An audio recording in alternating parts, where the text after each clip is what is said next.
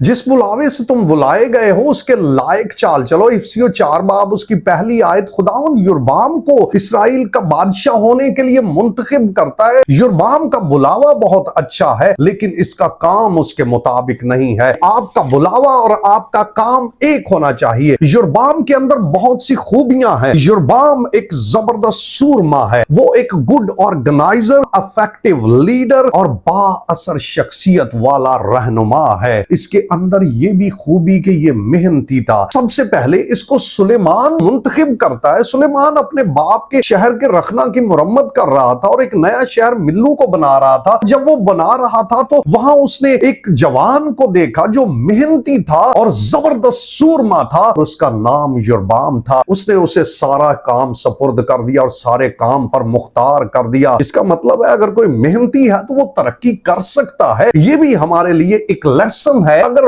आप और मैं मेहनत करेंगे तो हम कामयाब हो सकते हैं। उसने उसे मुख्तार कर दिया और आगे खुदा का बुलावा आ रहा है और सैलानी अखिया नबी वहां से गुजर रहा था। उसने एक नई चादर ओढ़ी हुई थी। उसने वो चादर उतारी और उसने उसके 12 टुकड़े किए और उसने यरबाम को कहा कि 10 टुकड़े उठा ले, तुझे इसराइल के 10 कबीलों का बादशाह बना दिया गया है। खुदा ने सुलेमान से ये सल्तनत ले ली है क्योंकि उन्होंने सैदानियों की देवी अस्तारात, मुआवियों के कमूस और अमूनियों के मलकूम की प्रस्तश की है। सिर्फ दाऊद की खातर एक कबीला उनके पास रहेगा, बाकी सब कबीले तेरे पास आ जाएंगे। बुलावा देखें बहुत जबरदस्त है। खुदा यरबाम से बात कर रहा है लेकिन यह भी याद रखिए कि यह इसराइल की तारीख का सबसे बदकार बादशाहों में इसका नाम आता है। यरबाम नबात का बेटा। इसने बहुत गलत काम किए और मैं इसके गलत काम भी बताऊंगा। खुदा ने इससे बात की और खुदा ने इससे कहा कि मैं तुझे लूंगा, तू अपने दिल की ख्वाहिश के मुताबिक सल्तनत करेगा। खुदा ने इसे ब्लेसिंग दी। खुदा मुझे और आपको भी आजाद मर्जी देता है, फिर भी हमें रूहुल कुद्दस के मुताबिक चलना है, खुदा के मुताबिक चलना है। और अगर तू मेरे हुक्मों पर चलेगा तो मैं फिर तेरे साथ रहूंगा, मैं तेरे लिए एक पायदार घर भी बनाऊंगा। खुदा ने उसे बड़े अच्छे वादे दिए। मेरे और आपके साथ भी वादे बड़े अच्छे हैं लेकिन बुलावे के लायक चाल चलना भी बहुत बड़ी बात है। सुलेमान को जब पता चला कि सैलानी अखिया ने इसके लिए नबूवत की है तो सुलेमान इसके खिलाफ बढ़ा और ये मिस्र को भाग गया। जब तक सुलेमान जीता रहा ये मिस्र में रहा। सुलेमान की वफात के बाद रुबाम बादशाह बन गया। जो सुलेमान का बेटा था रुबाम, वो अकल का कम था, उसमें अकल उतनी नहीं थी जितनी सुलेमान के पास। सुलेमान से अपोजिट ही हम कह सकते हैं कि वो था। उसने बुजुर्गों की सलाह को नहीं माना, रुबाम ने जवानों की बात को माना और उसने कहा कि मेरे बाप ने तो तुमको कोड़ों से ठीक किया था लेकिन मैं तुमको बिच्छुओं से ठीक बनाऊंगा। इसने लोगों के ऊपर सख्त जुआ रख दिया। लोग इसके खिलाफ हो गए। यरबाम को मौका मिल गया, वो आ गया। इसराइल के अंदर बड़ी बगावत हुई और यरबाम 10 कबीलों का बादशाह बन जाता है। यरबाम खुदा से मुनहरफ हो जाता है। और मैं इसका वीक पॉइंट भी बताना चाहता हूं, ये रूहुल कुद्दस के मुताबिक कभी नहीं चला, खुदा के वादे के मुताबिक कभी भी नहीं चला, बल्कि ये अपनी अकल से ही चलता रहा और इसने गलत काम बहुत से किए। यरबाम ने अपने दिल में सोचा सल्तनत तो फिर दाऊद के घराने में चली जाएगी। अगर लोग यरूशलेम में खुदा की इबादत करने के लिए गए तो फिर तो सल्तनत चली जाएगी। ज़हीन आदमी था। इसने अपने जहन में ये बनाया। इसने बहुत से बुत वो बनाए और इसराइल के मुख्तलिफ शहरों में रख दिए। इसने कहा यहां ही इबादत करें, यरूशलेम जाने की जरूरत नहीं। और खुदा का हाथ इसके खिलाफ हुआ क्योंकि खुदा के खिलाफ बुत परस्ती को इसराइल में आम कर दिया। ये नबात के बेटे यरबाम की बुत परस्ती थी। उसने जगह जगह इसराइल के मुख्तलिफ शहरों के